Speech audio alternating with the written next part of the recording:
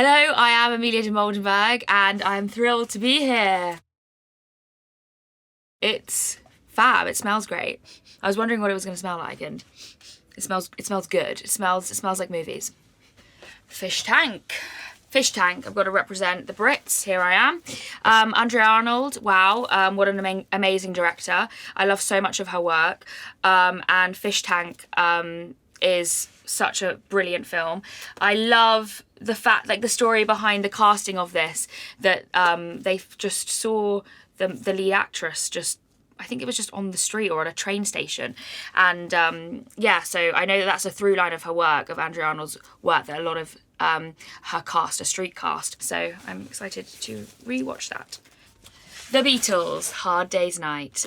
So how fun is it that like your favourite band then like make movies? The thing I love about this film is like you kind of think maybe this is actually how the Beatles live, in this like crazy vortex of a world, and you believe it even though it's totally obviously not true.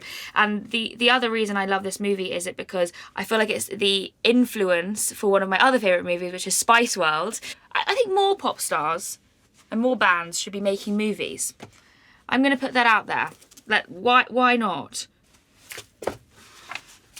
Gonna need those. Thank you.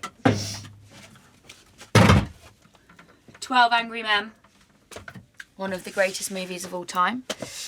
So simple yet effective. The power of having a movie just basically in one room, and there's so much emotion and the heat of the room, and I feel like you really feel that energy, and it's just such an interesting stylistic choice.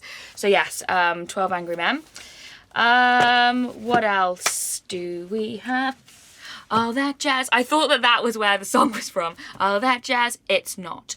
That is Chicago. But to be honest, that is what drew me in at first. I was like, oh, I love that song, All That Jazz. I was really pleasantly surprised by this, if not a little shaken up by what happened. See, you can't really reveal anything in this as well. That's why it's kind of cool. And I appreciate that. There you go. Wow, I've never seen the cover art for this. That's brilliant. This is totally not what the movie looks like at all. The Worst Person in the World. When I watched it, I felt like, this is what I've been yearning to watch, that shows me something about love, about relationships, about what it means to be a woman falling in and out of love. In the same way, but very different, that I love and connect with rom-coms. To me, this felt like the rom-com I was looking for, but yet is still not. And yeah, I thought it was great how, I don't want to spoil. I love the ending. The ending is great and somewhat, loved it. Great ending. I love how real this movie felt. Okay, here we go.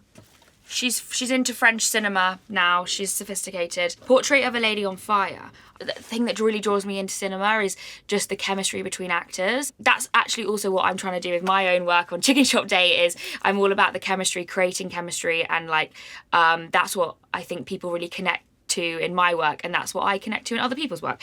And I just really thought it was such a great idea for a story about a woman who did not want to get married and sort of then found love in her own way. And then my sister actually told me to watch Petite Maman, and this is very interesting film, and it uses magic realism really well in a very eerie yet beautiful way, and I love that. I love magic realism in a lot of movies, and also I love watching French cinema because it makes me feel like I'm smart. So there you go. This is going in there.